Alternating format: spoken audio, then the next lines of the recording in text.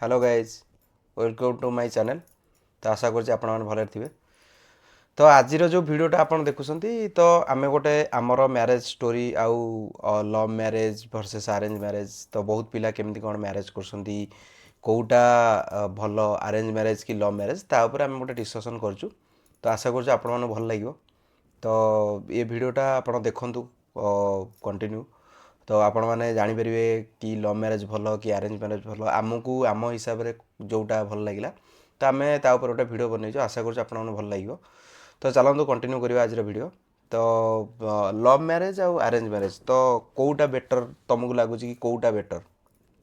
मत लगे कि दीटा को बेटर अच्छे लव मैरेज भल आरेंज मैरेज भी भल डिपेंड करे से तुम पार्टनर उपर तुम पार्टनर केमी हेबा दरकार जब अंडरस्टैंडिंग थी तुम लाइफ टा आरेंज हेले भी खुशी जीव लव हेले भी खुशी जीव।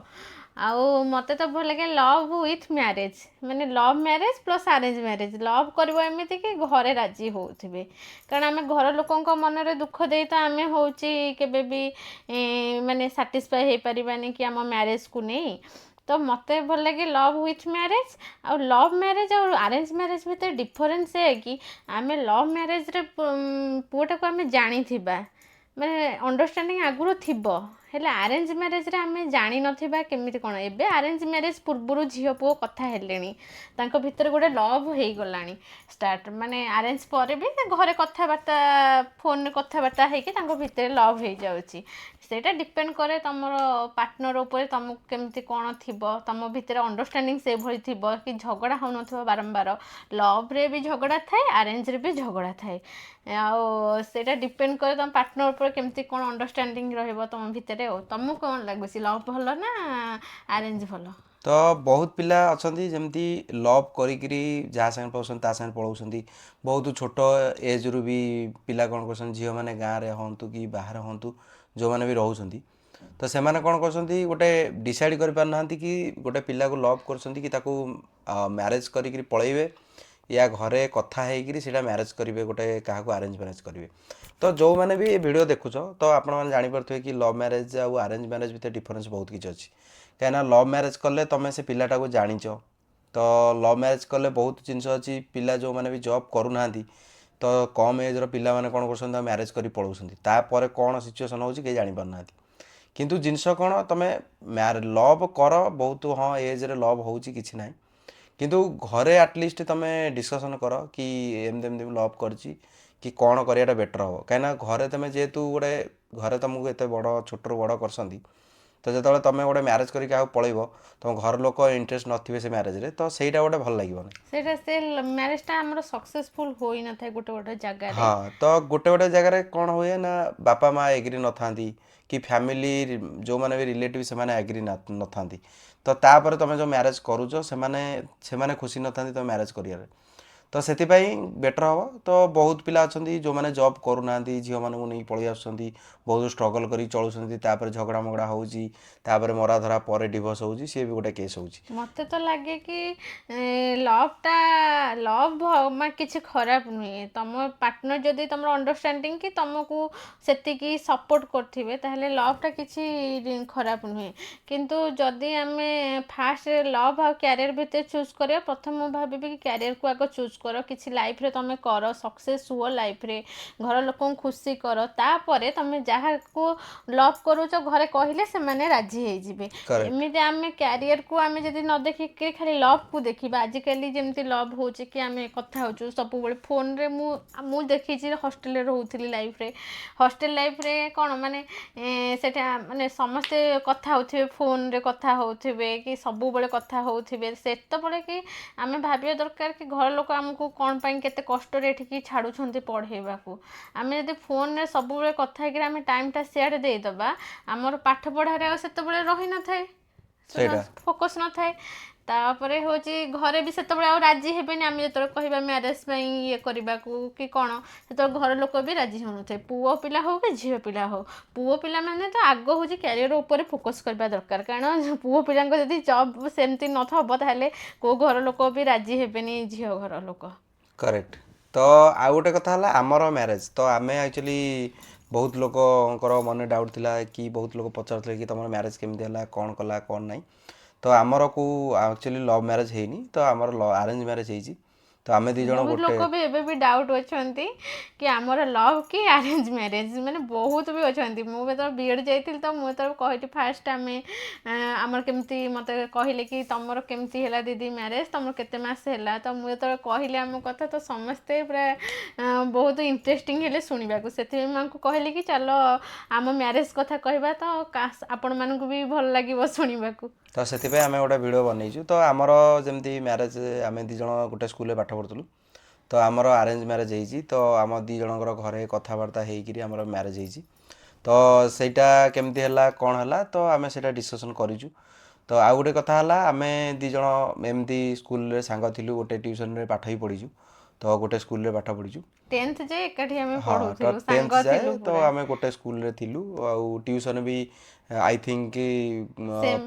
ହଁ, ସବୁ ଜାଗା ସେମ୍ ନୁହଁ, ଫିର୍ ବି ଆମେ 6 ଇଂଲିଶ 7 ହଁ, ଟିଉସନ୍ ସେମ୍ ଥିଲା। ତ ସେଇଟା ହିଁ ସେମ୍ ଥିଲା। ତ ତାପରେ ମୁଁ 10th ପରେ ତ ମୋର ଇଞ୍ଜିନିୟରିଂ ପାଇଁ ପଳେଇଲି ପଢ଼ିବା ପାଇଁ। ତ ତାପରେ ସେ ଗ୍ରାଜୁଏସନ୍ କଲା ପରେ ତାପରେ ଧୀରେ ଧୀରେ ତା କମ୍ପିଟେଟିଭ୍। ଭିତରେ ବି ଆମେ ସାଙ୍ଗ ଭଳି କଥା ହେଉଥିଲୁ, ଆମ ଭିତରେ ସେମିତି ଲଭ୍ ନଥିଲା। ହୁଁ ମୁଁ ଆଙ୍କୁ ତୁ ତା କହିକିରି ସବୁବେଳେ କଥାବାର୍ତ୍ତା, ଯେହେତୁ ସାଙ୍ଗ ତୁ ତା ଭଳି କଥା ହେଉଥିଲି, ଆମେ ସବୁବେଳେ ସାଙ୍ଗ ଭଳି ହିଁ କଥା ହେଉ, ଆମ ଭିତରେ ସେମିତି ଲଭ୍ ନଥିଲା। ମୁଁ ତାଙ୍କ ମୋର କେହି ବି ସ୍କୁଲ ସାଙ୍ଗ ମୋର କେହି କଣ୍ଟାକ୍ଟରେ 10th ପରେ +2 ମୋର ରହିଲା କମର୍ସ ରହିଲା। ମୁଁ ଅଲଗା, ଆଉ ସମସ୍ତେ ମୋ ସାଙ୍ଗମାନେ କିଏ ଆର୍ଟ୍ସ ପଢ଼ିଲେ କିଏ ସାଇନ୍ସ ପଢ଼ିଲେ, ତ ତା ଭିତରେ ମୋର ସ୍କୁଲ ସାଙ୍ଗ ଭିତରେ ଟିକେ ଟଚ୍ ଛାଡ଼ି ଯାଇଥିଲା। ମୁଁ ବି ଏତେ ସ୍କୁଲ ସାଙ୍ଗ ଭିତରେ ଟଚ୍ ଛାଡ଼େନି, ଛାଡ଼ି ଯାଇଥିଲା। ଯେତିକି ଆମେ କ'ଣ ଆମ ବ୍ୟାଚ୍ ଫିଷ୍ଟରେ ଆମେ ଯେତିକି ଦେଖା ହଉ, କେତେ ବର୍ଷକୁ 2 ବର୍ଷକୁ ଥରେ ଏମିତି ବ୍ୟାଚ୍ ଫିଷ୍ଟ ହୁଏ, ସେଇଠି ଆମେ ଚିହ୍ନା ପୁଣି ଦେଖା ଦେଖି ପୁଣି ସାଙ୍ଗ, ସ୍କୁଲ ସାଙ୍ଗମାନେ ତ ଜାଣିଛନ୍ତି ଯେତେ ଦୂରରେ ଥିଲେ ବି ସ୍କୁଲ ସାଙ୍ଗ କେବେ ବି ଭୁଲି ପାରିବାନି, କି ଆମେ ସ୍କୁଲ ଲାଇଫ୍ କେବେ ବି ଭୁଲି ପାରିବାନି। ତ ମୁଁ କେଉଁ ସ୍କୁଲ ସାଙ୍ଗ ସହିତ ମୁଁ ଏତେ କଣ୍ଟାକ୍ଟରେ ନଥିଲି, କିନ୍ତୁ ଆଙ୍କ ସାଙ୍ଗରେ ମୁଁ ଟିକେ କଣ୍ଟାକ୍ଟରେ ରୁହେ, କାରଣ ଇଏ ଟିକେ ମୋତେ ମୁଁ ଯେତେବେଳେ କମ୍ପିଟେଟିଭ୍ କୋଚିଂ ନେଉଥିଲି କି କେତେବେଳେ କମ୍ପିଟେଟିଭ୍ ଏକ୍ଜାମ୍ ଦେଉଥିଲି, ଯେତେବେଳେ ମୁଁ ଡିମୋଟିଭ୍ ହେଇଯିବି, ଇଏ ମୋତେ, ଆମେ ସବୁବେଳେ କଥା ହୁଅନୁ, 2-3 ମାସକୁ ଥରେ କି 4 ମାସକୁ ଥରେ ଏମିତି ସାଙ୍ଗ ଭଳି କଥା ହଉ। ଇଏ ମୋତେ ମାନେ ବହୁତ ମୋଟିଭେସନ୍ କରନ୍ତି, ତ ମୋତେ ସେଇଟା ଭଲ ଲାଗେ। ତ ସେଥିପାଇଁ ମାଆଙ୍କ ସାଙ୍ଗରେ ମାନେ 2-3 ମାସକୁ ଥରେ କଥା ହୁଏ, ଏମିତି କଥା ହଉ।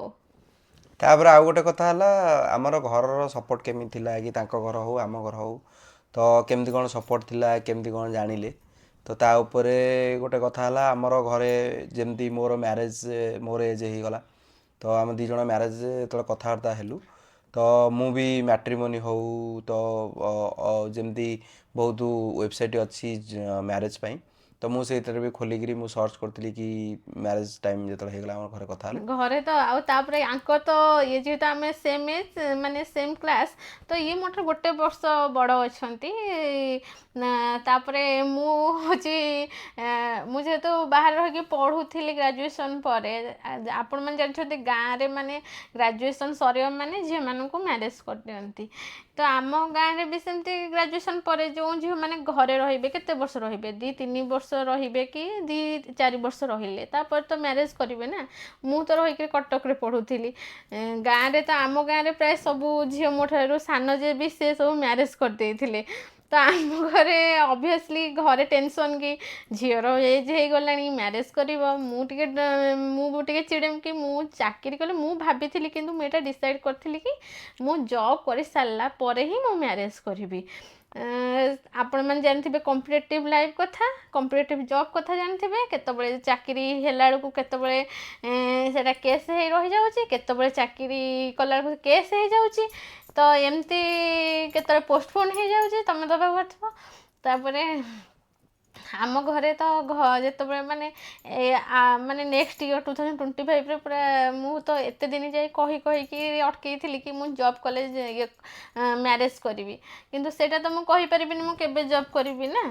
ତ ଘରେ ବହୁତ ଟେନସନ୍ ହେଇଯାଇଥିଲେ। ତାପରେ ଘର ପାଖରେ ଯେତେବେଳେ ପିଲାମାନେ ମୋଠୁ ସାନ ପିଲାମାନେ ସାନ ଝିଅମାନେ ସବୁ ମ୍ୟାରେଜ୍ କରିବେ ତ ଘରେ ଅବଭିୟସଲି, କିନ୍ତୁ କଟକରେ ମୁଁ ଦେଖେ କି ମୋଠାରୁ ବଡ଼ ପିଲାମାନେ ବି ସେ ଦିଦିମାନେ ବି ସେମାନେ ପଢ଼ନ୍ତି। ତାହେଲେ ଆମେ କ'ଣ ଆଉ ଘରେ ମାନେ ଗୋଟେ ସୋସାଇଟିରେ ଯେହେତୁ ଆମେ ଗାଁରେ ରହୁଛୁ ତାଙ୍କ ଆମେ ଥିଙ୍କିଙ୍ଗକୁ ଆମେ ଚେଞ୍ଜ କରିପାରିବାନି ନା। ତ ମୋତେ ତ ଘରେ କୁହନ୍ତି ମ୍ୟାରେଜ୍ କଥା, ମୁଁ କହେ ଅବିକା ମ୍ୟାରେଜ୍ କରିକି ଘରେ ସେମାନେ କ'ଣ ପାଠ ପଢ଼ିଲେନି, ଘରେ ରହିଲେ ତାଙ୍କ ଘରେ ମ୍ୟାରେଜ୍ କରିଦେଲେ। ମୁଁ ତ ପଢ଼ୁଛି ନା, ତ ଘରେ କହିବେ କି ଆଉ ତୁ ପଢ଼ୁଛୁ ବୋଲି ତୁ କ'ଣ ଏମିତି ଗଲା ରହିଥିବୁ, ଆମେ ତ ପଢ଼ା ପାଇଁ ଆମେ ଏମିତି ୱେଟ୍ କରି ରହୁଥିବୁ, ଚାକିରି ହେବ କି ନ ହେବ ସେ ଗ୍ୟାରେଣ୍ଟି କିଏ ଦେବ। ମୁଁ ବି ସେଇଟା ଭାବିଲି, ହଁ ଚାକିରି ଆଜି କେତେବେଳେ କ'ଣ ହେବ ସେଇଟା ତ ମୁଁ କହିପାରିବିନି ନା କମ୍ପିଟେଟିଭ୍ ଲାଇଫ୍ କଥା। ତ ଘରେ ଆମର ବି ଠିକ୍ ମାନେ ଖୋଜାଖୋଜି ଷ୍ଟାର୍ଟ କରିଦେଇଥିଲେ ସେତେବେଳକୁ କି ମ୍ୟାରେଜ୍ କରିବା ପାଇଁ। ତାପରେ ଆଉ ଗୋଟେ କଥା ହେଲା, ବହୁତ ପିଲା ବି ପଚାରୁଥିଲେ କି ଆମେ ମ୍ୟାରେଜ୍ ପୂର୍ବରୁ କେତେଥର କଥା ହେଇଛୁ, କେତେଥର ଦେଖା ହେଇଛି। ତ ଆମେ ମ୍ୟାରେଜ୍ ପୂର୍ବରୁ କେତେଥର କ'ଣ କଥା ହେଇଛୁ ସେଇଟା ଉପରେ କ'ଣ ଆମେ କହୁଛ? ସାଙ୍ଗ ଭଳି ମ୍ୟାରେଜ୍ ପୂର୍ବରୁ ମୁଁ ତ କେବେ ଭାବିନଥିଲି କି ଆଙ୍କୁ ମ୍ୟାରେଜ୍ କରିବି ବୋଲି, କାରଣ ଇଏ ମୋ ସାଙ୍ଗ। ମୁଁ ଆଙ୍କୁ ସବୁ ଲାଇଫ୍ରେ କ'ଣ ହୁଏ କ'ଣ ନାହିଁ, ଯେହେତୁ ମୁଁ ଆଙ୍କ ସାଙ୍ଗେ କଥା ହୁଏ, ଏମିତି କେତେଟା ଲାଇଫ୍ରେ କେତେ ଜଣ ବି ସରାଉଣ୍ଡରେ ଅଛନ୍ତି। ମୋ ହଷ୍ଟେଲ ରୁମ୍ମେଟ୍ ଯିଏ, ମୁଁ ତାକୁ ବି ଭଉଣୀ ଭଳି ଭାବେ, ତାକୁ ବି ମୁଁ ସବୁ କୁହେ। କିଛିଟା ପର୍ସନ୍ ତମର ଥାଆନ୍ତି କ୍ଲୋଜ୍ କି ତମେ ଯାହାକୁ ସବୁ ସେୟାର କରିପାରିବ, ଆଉ ଘର ଲୋକଙ୍କୁ ତ ସବୁ ସେୟାର କରିହେବନି ନା। ଘର ଲୋକଙ୍କୁ, ମୋ ଭାଇକି ବି ମୁଁ ସବୁ ସେୟାର କରେ, ସେମାନେ ବହୁତ ଅଣ୍ଡରଷ୍ଟାଣ୍ଡିଂ। ସେଥିପାଇଁ ତ ମୋତେ ଆଜି ଯାଇ ରଖିଥିଲେ ମ୍ୟାରେଜ୍ ନ କରିକି ଜବ୍ କରିବି ବୋଲି। ତ ଆଙ୍କ ସାଙ୍ଗରେ ମୁଁ କଥା ହୁଏ, କିନ୍ତୁ ସେମିତି କି ଲଭ୍ ଭଳି କଥା ହୁଏନି, ମାନେ ଫ୍ରେଣ୍ଡସିପ୍ ଭଳି କଥା ହୁଏ। ସବୁ କୁହେ କିନ୍ତୁ ଫ୍ରେଣ୍ଡସିପ୍ ଭଳି କଥା ହୁଏ। ତାପରେ ଆମେ କ'ଣ ଏମିତି 2-3 months ପରେ ଏମିତି କଥା ହଉ, କ'ଣ ଲଗାତାର କଥା ହଉନୁ ନା।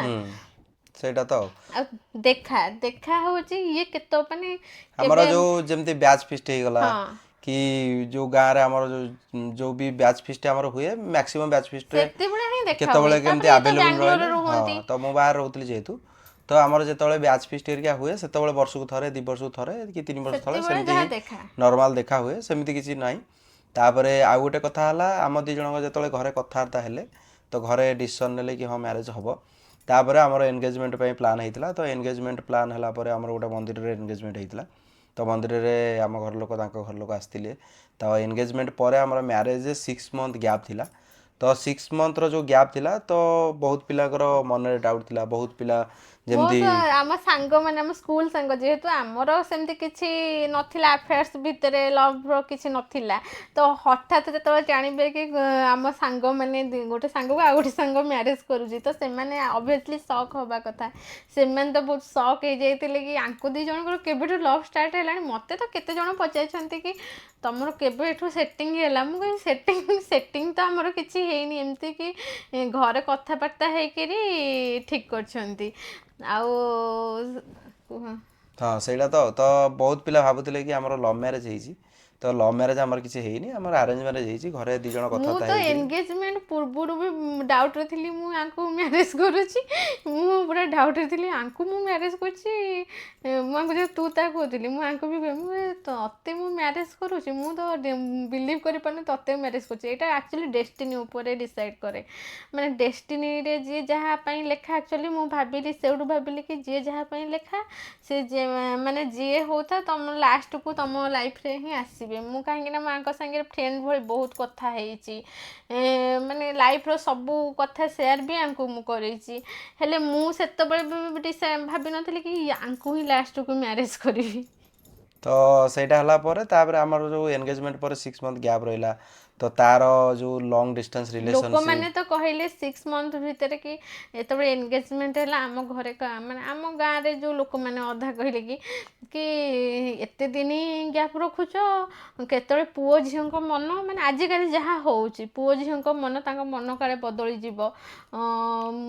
ତାପରେ ମୁଁ ଭାବେ କି ସେଇଟା ଆମ ଦୁଇ ଜଣଙ୍କ ଉପରେ ଡିପେଣ୍ଡ କରୁଛି।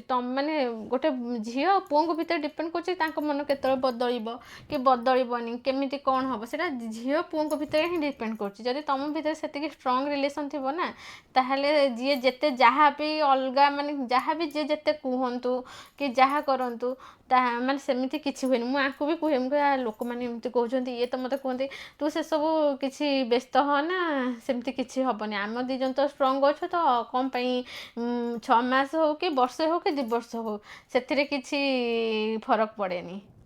ତ ତାପରେ ଆଉ ଗୋଟେ କଥା ହେଲା ମ୍ୟାରେଜ ପରେ ଯେମିତି ଆମର ଏନଗେଜମେଣ୍ଟ ପରେ ଲଙ୍ଗ ଡିଷ୍ଟାନ୍ସ ରିଲେସନସିପ ତ ଆପଣ ଜାଣିଲେ କେମିତି କ'ଣ ଆମର କଥା ଥିଲା। ତାପରେ ଆଉ ଗୋଟେ କଥା ହେଲା ବହୁତ ପିଲାଙ୍କର ମନେ ଡାଉଟ୍ କି ମ୍ୟାରେଜ ପରେ ଲାଇଫ୍ କେମିତି, ମ୍ୟାରେଜ ପୂର୍ବରୁ କେମିତି କ'ଣ ଲାଇଫ୍ ଥିଲା। ତ ମ୍ୟାରେଜ ପୂର୍ବରୁ କେମିତି କ'ଣ ତମେ ଫିଲ୍ କରୁଛ କି ମ୍ୟାରେଜ ପୂର୍ବରୁ ମ୍ୟାରେଜ ପରେ କିଛି ଚେଞ୍ଜେସ୍ ଲାଗିଛି? ବହୁତ ଚେଞ୍ଜେସ୍ ହେଇଯାଏ ଲାଇଫରେ ତୁମର ମ୍ୟାରେଜ ପୂର୍ବରୁ ମ୍ୟାରେଜ ପରେ। ମ୍ୟାରେଜ ପୂର୍ବରୁ ତମେ ଘର ଲୋକଙ୍କ ଅନୁସାରେ କାମ କରୁଥିବ। ତମେ ମାନେ ଯେହେତୁ ମୁଁ ହଷ୍ଟେଲରେ ରହୁଥିଲି, ମୁଁ ଏତେ ବି ମାନେ ଇଏ ନଥିଲି କି ମାନେ ମୁଁ ମୋ ଲାଇଫରେ ମୁଁ ଯାଉଥିଲି ଲାଇବ୍ରେରୀ, ସକାଳୁ ଉଠିବି, ସକାଳୁ ଉଠି ଗାଧେଇକି ଲାଇବ୍ରେରୀ ଯାଏ, ପୁଣି ଆସିକିରି ରୋଷେଇବାସ କରି ଖାଇକିରି ଯାଏ। କେତେବେଳେ କେମିତି ଆମେ ସାଙ୍ଗ ହୋଇକିରି ସମସ୍ତେ ହସ ମାନେ ଯେହେତୁ ଗୋଟେ ରୁମ୍ରେ ଆମେ 4 ଜଣ ରହୁଥିଲୁ, ତ ମଜାମସ୍ତିରେ ଆମ ଦିନ ପଳାଏ ଯେତେବେଳେ ରୁମ୍କୁ ଆସୁ। ତାପରେ ଯେତେବେଳେ ଲାଇବ୍ରେରୀ ଯାଏ ପାଠ ହିଁ ପଢ଼େ। ଆଉ ମ୍ୟାରେଜ ପରେ ଚେଞ୍ଜେସ୍ କ'ଣ ମାନେ ତୁମେ ଗୋଟେ ରେସ୍ପନ୍ସିବିଲିଟି ହେବ। ସେତେବେଳେ ମୁଁ ଏତେ ରେସ୍ପନ୍ସିବିଲିଟି ହେଇନଥିଲି କି ମୁଁ ଭାବିନଥିଲି କି ମୁଁ ଏତେ ମାନେ ମ୍ୟାରେଜ ପରେ ଏତେ ସବୁ କାମ କରିପାରିବି। ମୁଁ ତ ଏତେ ରୋଷେଇ ହିଙ୍କା ବି ଏତେ ଭଲସେ ଜାଣିନଥିଲି। ହଷ୍ଟେଲରେ ରହୁଥିଲି ଯେହେତୁ ସାଙ୍ଗ ହେଇକିରି ଆମେ ଭଲ ଭଲ ଡିସ୍ ହେଲେ କରିଦିଏ। ଏଠି ଆସିକିରି କ'ଣ ମ୍ୟାରେଜ ପରେ ମୁଁ ୟୁଟ୍ୟୁବ ଦେଖି ସବୁ ବି ବନେଇ ଖାଇବା ହିଙ୍କା ରୋଷେଇ ହିଙ୍କା ସବୁ ଭଲସେ ମାନେ ଗୋଟେ ରେସ୍ପନ୍ସିବିଲିଟି ଯେମିତି ନା, ସେଇଟା ଆସିଯାଏ ଆପେ ଆପେ ମ୍ୟାରେଜ ପରେ। ତ ଗୋଟେ ମ୍ୟାରେଜ ଯେଉଁମାନେ କରୁଛନ୍ତି, ତ ଯେମିତି ତମେ ମ୍ୟାରେଜ କରୁଛ, ତ ଗୋଟେ ପାର୍ଟନରର ଗୋଟେ ବେଷ୍ଟ କ୍ୱାଲିଟି କ'ଣ ତମେ ଯେଉଁଟା ଆପ୍ରିସିଏଟ୍ କରିବାକୁ ଚାହୁଁଛ? ଯେତେବେଳେ ଘରେ ଆମର କହିଥିଲେ କି ଆଙ୍କ ମ୍ୟାରେଜ କଥା କହିଥିଲେ କି, ମୁଁ ଯେହେତୁ ଆଙ୍କୁ ଛୋଟବେଳୁ ଜାଣିଥିଲି ପ୍ଲସ୍ ଯେମିତି ମୁଁ କଥା ହେଉଥିଲି, ମୁଁ ହଁ କହିଥିଲି। କାହିଁକି ନା ମୁଁ ହେଉଛି ଜାଣିଥିଲି କି ମାନେ ମୁଁ ଚାହୁଁଥିଲି କି ମୁଁ ଯାହାକୁ ମ୍ୟାରେଜ କରିବି ସେ ଅଣ୍ଡରଷ୍ଟାଣ୍ଡିଙ୍ଗ ହେଇଥିବା ଦରକାର। ମେନ୍ ତ ଅଣ୍ଡରଷ୍ଟାଣ୍ଡିଙ୍ଗ ହେଇଥିବା ଦରକାର, ସପୋର୍ଟିଭ୍ ହେଇଥିବା ଦରକାର। ମୋ ଲାଇଫରେ ଏମିତି ଥିଲା କି ମୁଁ କେମିତି ଜବ୍ କରିବି, ତ ମୁଁ ସେଥିପାଇଁ ଇଏ ମୋତେ ବହୁତ ସପୋର୍ଟ କରନ୍ତି। ଆକ୍ଚୁଆଲି ଯେତେବେଳେ ଆମେ ସାଙ୍ଗ ଭଳି କଥା ହେଉଥିଲୁ ବି, ଇଏ କୁହନ୍ତି ତୁ ପଢ଼, ତୁ କାହିଁ ଏବେ ଟେନସନ୍ ନେଉଛୁ, ଯେତେବେଳେ ମ୍ୟାରେଜ ହେବା କଥା ହେବ ତୁ କାହିଁ ଏତେ ଇଏ କରୁଛୁ। ଘର ଲୋକ କୁହନ୍ତୁ, ହଁ ସମସ୍ତେ କହିବେ ଏମିତି ମ୍ୟାରେଜ ହିଙ୍କା କଥା, ତୁ ପଢ଼ାପଢ଼ିରେ ଫୋକସ୍ କର, ପଢ଼ାପଢ଼ି ପରେ ଯଦି ଜବ୍ ହେଇଗଲା ଲାଇଫ୍ ଚେଞ୍ଜ ହେଇଯିବ। ତ ମୁଁ ହେଉଛି ଆଙ୍କ ସାଙ୍ଗେ ଯେତେବେଳେ ଏଇ କଥା ଟପିକ୍ରେ କଥା ହେଲି ମ୍ୟାରେଜ ହିଙ୍କା କଥା, ତ ଇଏ କହିଲେ କି ମୁଁ ଆଙ୍କୁ ପଚାରିଲି ବି କି ମୁଁ ପଢ଼ିପାରିବି ତ, ମୁଁ ସେତିକି ମାନେ ପଢ଼ିବା ପାଇଁ ତୁମେ ଫ୍ରିଡ଼ମ୍ ଦେବ ତ, ଏଇ ଗୋଟେ କଥା ହିଁ ପଚାରିଥିଲି। ଆଉ ତ ମୁଁ ଜାଣିଛି ଆଙ୍କ ବିଷୟ ସବୁ ଛୋଟବେଳୁ ଜାଣିଛି।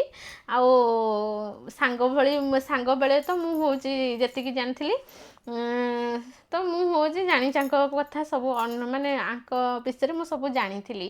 ଆଉ ଇଏ ମୋତେ ବହୁତ ସପୋର୍ଟ କରନ୍ତି, ପଢ଼ାରେ ସପୋର୍ଟ କରନ୍ତି, ଅଣ୍ଡରଷ୍ଟାଣ୍ଡିଙ୍ଗ। ମୋର ଯଦି କ'ଣ ମାନେ କିଛି ଜିନିଷ ହେଲା ଅଣ୍ଡରଷ୍ଟାଣ୍ଡିଙ୍ଗ, ମାନେ ଯଦି ମୋ ମନ ଦୁଃଖ ହେଲା ତ ଇଏ ମୋତେ ସାଙ୍ଗେ ସାଙ୍ଗେ ଜାଣିଦେବେ କି ମୋ ମନ କ'ଣ ପାଇଁ ଦୁଃଖ ହେଇଛି, କ'ଣ ହେଲା। ମୁଁ ଯେଉଁଟା ନ କହିପାରୁଥିବି ସିଏ ଜାଣିଦିଅନ୍ତି, ତ ମୋତେ ସେଇଟା ଭଲ ଲାଗେ। ତାପରେ ଗୋଟେ ବହୁତ ଲୋକ ଅଛନ୍ତି ତାଙ୍କର ମିସ୍ ଅଣ୍ଡରଷ୍ଟାଣ୍ଡିଂ ବି ହଜବ୍ୟାଣ୍ଡ ୱାଇଫ୍ ଭିତରେ ହେଉଛି କି ଯେମିତି ମିସ୍ ଅଣ୍ଡରଷ୍ଟାଣ୍ଡିଂ ହେଲେ କେମିତି କ'ଣ ଗୋଟେ ଲୋକ ଚାହିଁଲେ ସଲ୍ଭ କରିବେ ତାଙ୍କ ଭିତରେ, କେମିତି କ'ଣ ସେଇଟା କେମିତି କ'ଣ ଅନୁଭବ ଅଛି? ମେନ୍ ହେଲା ତମ ଭିତରେ ସେତିକି ସପୋର୍ଟ ରହିବା ଦରକାର। ତମେ ହେଉଛି ସେତିକି ଦୁଇ ଜଣଙ୍କୁ ବୁଝିପାରୁଥିବା ଦରକାର କି କ'ଣ ପାଇଁ ଅଣ୍ଡରଷ୍ଟାଣ୍ଡିଙ୍ଗ ହେଲା। ତାପରେ ଫାଷ୍ଟ କଥା ହେଉଛି ତମେ ହେଉଛି ଯଦି କିଛି ପାଇଁ ହେଇଛି, ତମେ ଦୁଇ ଜଣ ଭିତରେ ଡିସ୍କସନ୍ କରିବା କଥା। ଯେମିତି ଆମ ଭିତରେ ମାନେ 6 ମନ୍ଥ ଏନଗେଜମେଣ୍ଟ ପରେ ବି ଆମର ଭିତରେ ଯେମିତି କହନ୍ତି କି ଲଭ୍ ମ୍ୟାରେଜ, ମାନେ ଲଭ୍ ପରେ ଯେଉଁ ଝଗଡ଼ା ମଗଡ଼ା ହୁଏ, ଆମର ଆଜି ଯାଏ ବି ସେମିତି କିଛି ହୁଏନି ଠାକୁରଙ୍କ ଦୟାରୁ। କିଛି ବି ସେମିତି କିଛି ବି ହେଇନି, କାହିଁକିନା ଆମ ଭିତରେ ସେତିକି ଅଣ୍ଡରଷ୍ଟାଣ୍ଡିଙ୍ଗ ଅଛି। ମୁଁ ତାଙ୍କୁ ସେତିକି ଜାଣିଛି ଆଉ ସିଏ ମୋତେ ସେତିକି ଜାଣନ୍ତି। ଯଦି ବି କିଛି ହେଲା ତ ଆମେ ଦୁଇ ଜଣ ଭିତରେ କଥା ହିଁ ହେଇଯାଉ। ତ ମେନ୍ ହେଉଛି ଯଦି ଆଜିକାଲି ଦେଖିବା ମ୍ୟାରେଜ କି ଲଭ୍ ହଉ କି ଯାହା, ତ ଯଦି ବି କିଛି ମ୍ୟାଟର ଉପରେ ତୁମର କିଛି ହେଉଛି, ମାନେ ଝଗଡ଼ା ହେଉଛି କହିବାକୁ ଗଲେ, ତ ସେଇଟା ତୁମେ ଦୁଇ ଜଣ ଭିତରେ କ୍ଲାରିଫାଇ କରିକି କଥାବାର୍ତ୍ତା ହେବା ଦରକାର। ତାପରେ ତୁମ ଦୁଇ ଜଣ ଭିତରେ, କାହିଁକି ନା ଯଦି ଆମ ଭିତରେ ଆଉ ଯଦି କମ୍ ମାନେ ଝଗଡ଼ା ମଗଡ଼ା ହେଲା ତ ମ୍ୟାରେଜ ମାନେ ରିଲେସନସିପ୍ ଖରାପ ହେବାର ବହୁତ ଚାନ୍ସ ଅଛି। ତ ଆମେ ତ ଜାଣିଛୁ ନା ମୁଁ ଆଙ୍କୁ ମ୍ୟାରେଜ କଲି କି ମୁଁ ଆଙ୍କ ସାଙ୍ଗରେ ସାରା ଜୀବନ ରହିବି।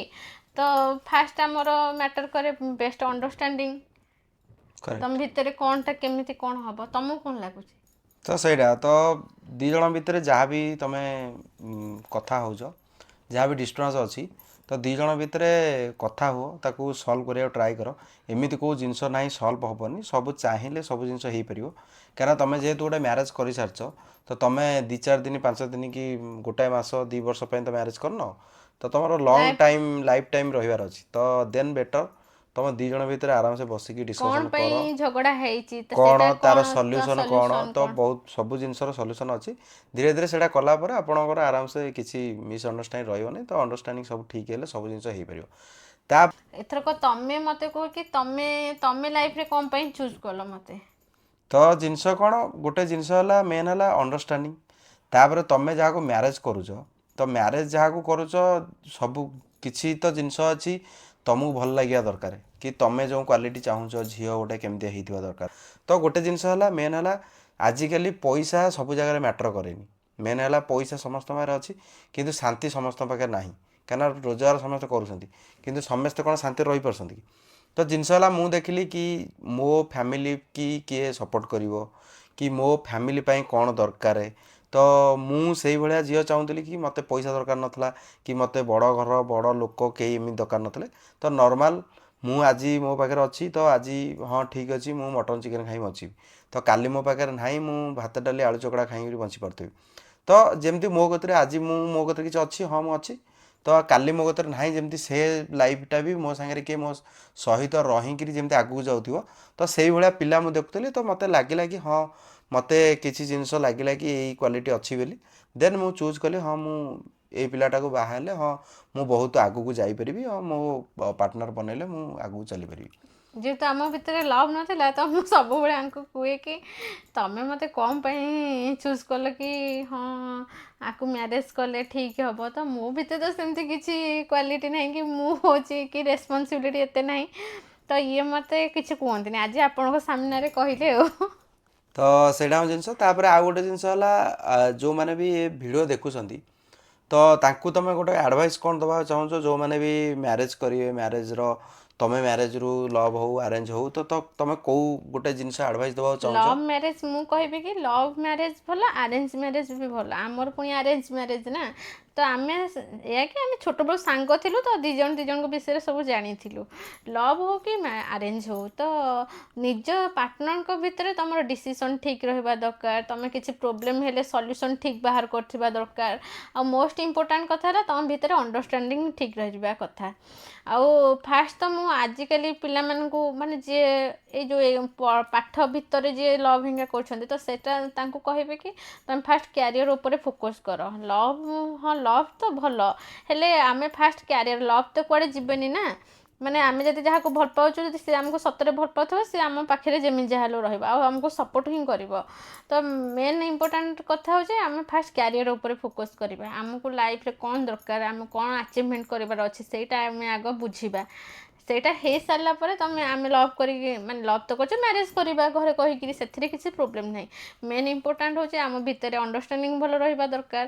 ଆମେ ହେଉଛି କ'ଣ ପରସ୍ପରକୁ ବୁଝିପାରୁଥିବା, ମାନେ ସେଇ ତ ପରସ୍ପରଙ୍କୁ ବୁଝିକିରି କେମିତି କ'ଣ ସିଚୁଏସନ୍ରେ କେମିତି କ'ଣ କାମ କରିବା, ସେଇଟା ମେନ୍ ହେଉଛି। ଆଉ ଗୋଟେ ପାର୍ଟନର୍ ପ୍ରତି ସେତିକି ସପୋର୍ଟ ହିଁ ରହିବା ଦରକାର, ତ ମୋଷ୍ଟ ସେଇଟା ଇମ୍ପୋର୍ଟାଣ୍ଟ। କରନ୍ତୁ। ତ ଜଲ୍ଦିବାଜିରେ କିଛି ଡିସିସନ୍ ନିଅନ୍ତୁନି, କାରଣ ମ୍ୟାରେଜ୍ ଗୋଟେ ଛୋଟିଆ ଜିନିଷ ନୁହଁ କି 2-4 ଦିନ ମାସ ପାଇଁ 2 ବର୍ଷ ପାଇଁ ବାହା ହେଇଯିବ। ତ ଲଙ୍ଗ୍ ଟାଇମ୍ 50 ବର୍ଷ 60 ବର୍ଷ ଗୋଟେ ତମ ପାର୍ଟନର୍ ଗୋଟେ ଘରେ ଗୋଟେ ଜାଗାରେ ତମକୁ, ତମେ ବି କିଛି ବି ତମର ପ୍ରୋବ୍ଲେମ୍ ହେଲେ ସିଏ ତମ ପାଖେ ଠିଆ ହେଉଥିବା ଦରକାର।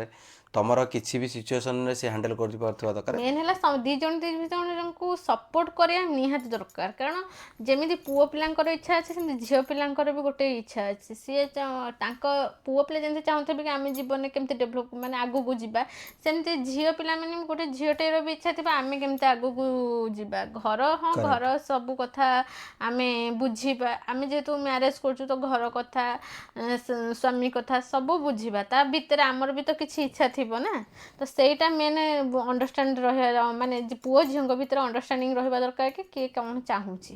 ତ ସେଇଟା ହେଉଛି ବେଟର୍। ତ ଆରାମସେ ତୁମେ ଦେଖ, ତୁମ ପାର୍ଟନର୍ ଚୁଜ୍ କର, ତ କାହା ସହିତ ତମେ ଯେମିତି 50-60 ବର୍ଷ ଗୋଟେ ଘରେ ଗୋଟେ ରୁମ୍ ଭିତରେ ଗୋଟେ ଜାଗାରେ ଗୋଟେ ପାର୍ଟନର ସହିତ ତମେ ରହିକିରି ଜୀବନଟା କାଟି ପାରୁଥିବ, ସେମିତି ନୁହଁ କି ତମେ ଆଜି ବାହା ହେଲ କାଲି ଛାଡ଼ିକିରି ଆଉ ଗୋଟେ କାହା ବାହା ହେଇଯିବ, ସେଇଟା ମ୍ୟାଟର ନୁହଁ। ଲଙ୍ଗ୍ ଟାଇମ୍ ଲଙ୍ଗ୍ ଟର୍ମ ପାଇଁ ତମେ ବାହା ହେଉଛ, ତ ଲଙ୍ଗ୍ ଟାଇମ୍ ପାର୍ଟନର କେଉଁ ଭଳିଆ ହେଇଥିବା ଦରକାର, ତମକୁ ସୁଇଟେବୁଲ୍ କେଉଁଟା ଲାଗୁଛି, ତ କିଛି ନାହିଁ, ଆରାମସେ ଚୁଜ୍ କର, ବେଟର୍ ହେବ, ଡିସିସନ୍ ଆରାମସେ ନିଅ, ଜଲ୍ଦିବାଜି ହୁଅନି, ତ ଆରାମସେ ଆପଣଙ୍କ ଜୀବନଟା ବି ଭଲରେ ଚାଲିବ, କିଛି ଅସୁବିଧା ନାହିଁ। ମ୍ୟାରେଜ ପୂର୍ବରୁ ତ ଦି ଜଣଙ୍କ ଭିତରେ ନିହାତି ଡିସିସନ୍ ରହିବା ଦରକାର କି କରେକ୍ଟ। ଆମେ ଆଗକୁ ଯାଇପାରୁଥିବା କି ନାହିଁ। ଆଜିକାଲି ବହୁତ ମ୍ୟାରେଜରେ ଦେଖୁଥିବ ଡିସିସନ୍ ସେମିତି ତାଙ୍କ ଭିତରେ ପୂଜା ରହୁନି କି କ'ଣ ଡିଭୋର୍ସ ହେଇଯାଉଛି କିଛି ମାସ କି କିଛି ବର୍ଷ ମ୍ୟାରେଜ ପରେ, କି କିଛି ଏକ୍ସଟ୍ରା ମ୍ୟାରିଟାଲ୍ ଆଫେୟାର୍ ବି ରହୁଛି ଜଣ ଜଣଙ୍କ ଭିତରେ। ତ ସେଇଟା କରନ୍ତୁନି। ତ ସେଇଟା ହିଁ କଲେ ଲସ୍ ନିଜର, ଆଉ କିଛି ନାହିଁ। ତ ଏତିକିରେ ଥିଲା ଭିଡ଼ିଓଟା। ତ ଆମର ମ୍ୟାରେଜ୍ ଷ୍ଟୋରି ଆଉ ଲଭ୍ ଆଉ ଆରେଞ୍ଜ ଭିତରେ ଡିଫରେନ୍ସ କ'ଣ, ଆରେଞ୍ଜ ମ୍ୟାରେଜ୍ ଭିତରେ, ତ ଆଉ ଆପଣ ବି କିଛି ଅଛି ଯୋଉଟାକି ଆମେ ଆଉ ଅଲଗା ଗୋଟେ ଭିଡ଼ିଓରେ ଆମେ କହିବା। ତ ଆମେ ଅଲଗା ଭିଡ଼ିଓ ବି ନେଇକିରି ଆସିବୁ। ଆପଣମାନଙ୍କୁ ଆଶା କରୁଛି ଏ ଭିଡ଼ିଓଟା ଭଲ ଲାଗିଥିବ। ଆଉ ତ ଆପଣମାନଙ୍କୁ ଭଲ ଲାଗିଲେ ପ୍ଲିଜ୍ ଲାଇକ୍ ସେୟାର ସବସ୍କ୍ରାଇବ୍ କରିବା ଆମ ଚ୍ୟାନେଲକୁ, ଆମକୁ ମୋଟିଭେଟ୍ ଲାଗିବ ଭିଡ଼ିଓ ବନେଇବାକୁ। ତ ଏତିକି ରହୁଛୁ ଆଜିର ଭିଡ଼ିଓରେ। ତ ନେକ୍ସଟ ଭିଡ଼ିଓ ଆପଣମାନଙ୍କ ପାଇଁ ଆଣିକିରି ଆସିବୁ, ଭଲ ଭିଡ଼ିଓ, ତ ଆପଣମାନଙ୍କୁ ଭଲ ଲାଗିବ ଦେଖିବା ପାଇଁ। ଆପଣମାନଙ୍କର ଯେଉଁ ବି କମେଣ୍ଟ କରିବାର ଅଛି କମେଣ୍ଟ ବକ୍ସରେ କମେଣ୍ଟ କରିବେ, ଆମେ ସେଇ ଉପରେ ବି ଭିଡ଼ିଓ ବନେଇକିରି ଆଣିବୁ। ତ ଏମିତି ଗୋଟେ ବସିଥିଲୁ, ଗୋଟେ ଭିଡ଼ିଓ ବନେଇଥିଲୁ, ତ ଆପଣଙ୍କୁ ଭଲ ଲାଗିବ। Thank you all.